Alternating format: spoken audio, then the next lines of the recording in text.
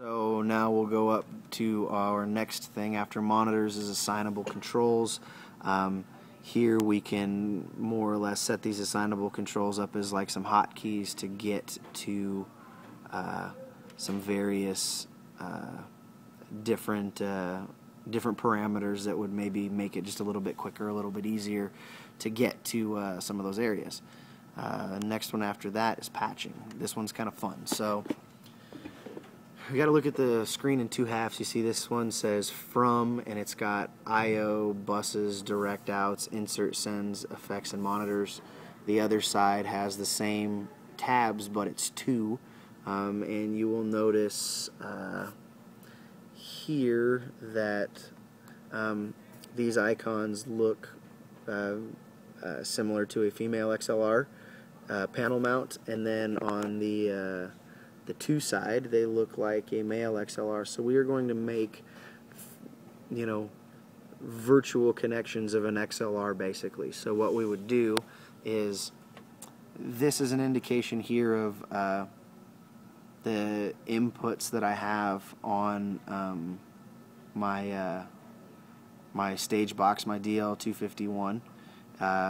Then monitor I/O, these gray ones are local I/O in the back of the console. There's a lot of dedicated monitor A, monitor B, talkback, then left, right, and mono outputs, as well as a row of 8 assignable outputs and 8 assignable inputs, as well as 6 AES-50 ports, and AES-50 is the protocol that Midas is using to transmit information between the control surface and the stage box.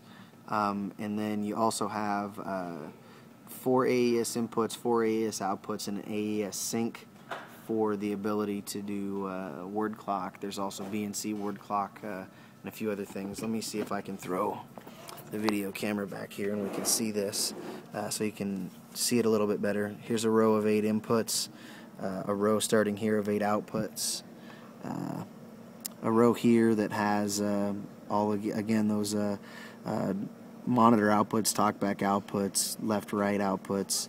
Here we've got a row with some AES stuff, AES-3 stuff, and then down here we've got our 6 AES-50 ports, which are coming out of an EtherCon. Here we've got a pair of power supplies, and I do believe that those power supplies are hot swappable. Here we've got a few USB ports for the keyboard. I'm assuming like an external mouse if you wanted to use one. A DVI port for an external monitor. It doesn't do anything but give you another representation of the same monitor. It doesn't extend the monitor or anything like that. And here we've got this Ethernet control, which would either allow you to plug network cable into a router to use the iPad app that is coming to control the console, and or plug your computer into it and use the offline software as a form of control. Now back here to the patching. What we would do is here in the I/O, we would notice that, let's go ahead and hover over this one. This is telling us that input 1 on DL251A is plugged into XLR1. It's routed to input channel source 1, perk left. If we were to look over here and we were to highlight inputs, these are representations 1 through 8, 9 through 16, so on and so forth, of all the inputs on the console. And if I were to hang over this, this is saying input channel 1 source, perk left source from DL251A 1. So what I would have had to do, I'll actually unpatch this real quick so I can show you how to patch 1. We'll notice how that went gray, and now that channel went gray over here as well. So what I would need to do is I would need to make my virtual XLR by selecting this. It's yellow, showing us that it's been selected. Then I can come over here and I can click and I can make the physical patch there. So now those two are connected to one another.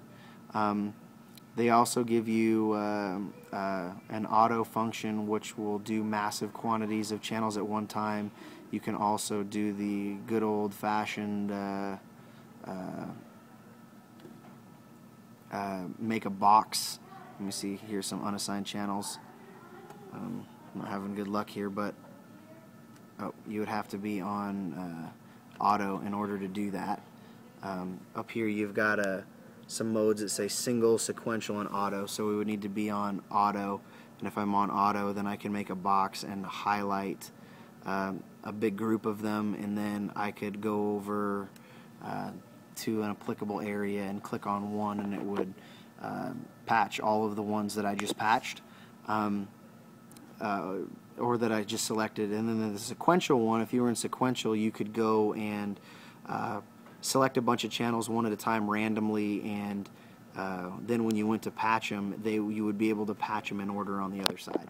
So again, we've got an indication of our input channels on our stage box, input channels on our surface, and the monitor I/O stuff there.